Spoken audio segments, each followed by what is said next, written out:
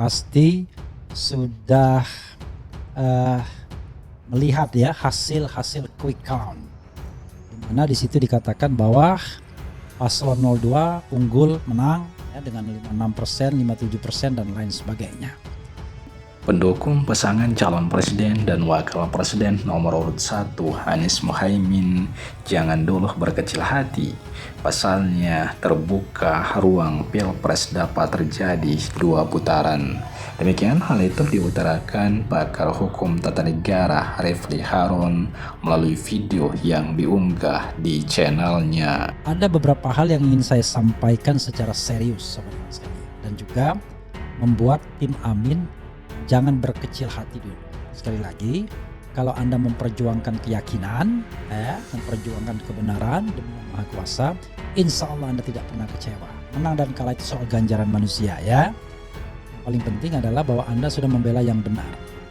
Refli lantas mengurai tentang aturan yang menjelaskan syarat pasangan calon presiden dan wakil presiden yang dapat dinyatakan memenangkan pilpres, di mana disebutkan bahwa ada 2 syarat untuk menang pilpres, yakni harus menang di angka 50% dan penyebaran kemenangannya harus minimal 20 provinsi dari jumlah provinsi yang ada di Indonesia.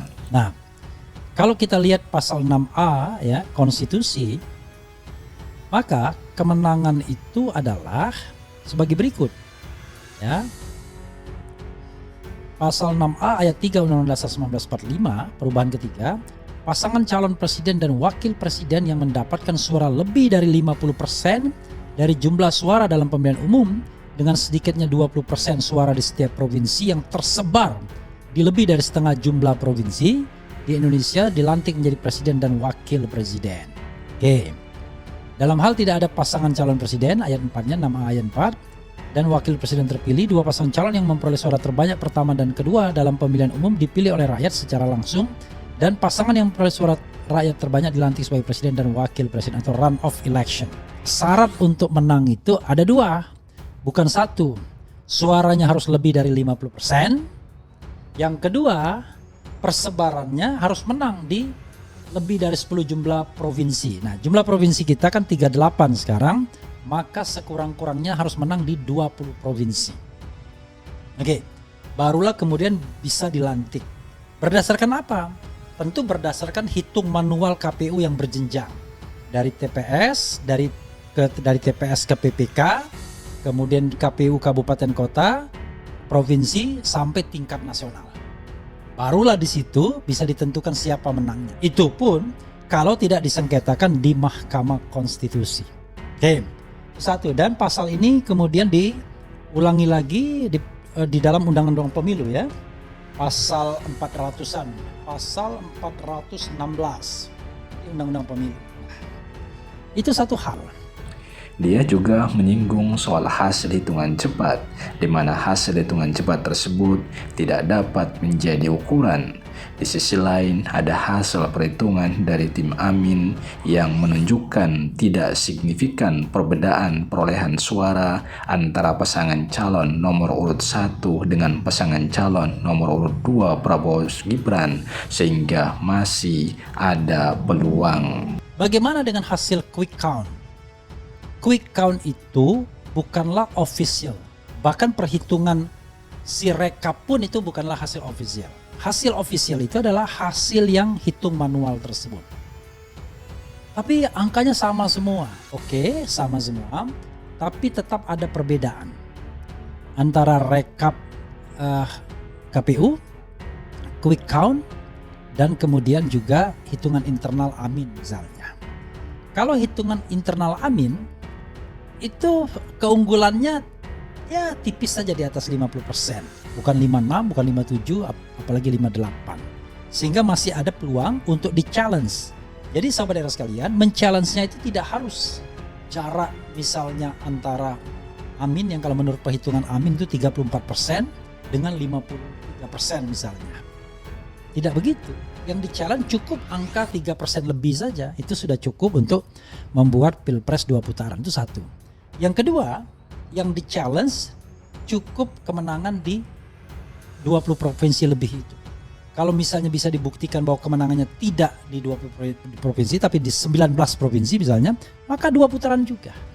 Jadi sobat era sekalian, ada 2 skenario untuk menjadikan ini 2 putaran, yaitu men-challenge angka yang 50% lebih menjadi 50% kurang, walaupun 49,9% tetap 2 putaran, atau men-challenge kemenangan di provinsi, dicek apakah betul menang di 20 provinsi. Nah itu jalannya.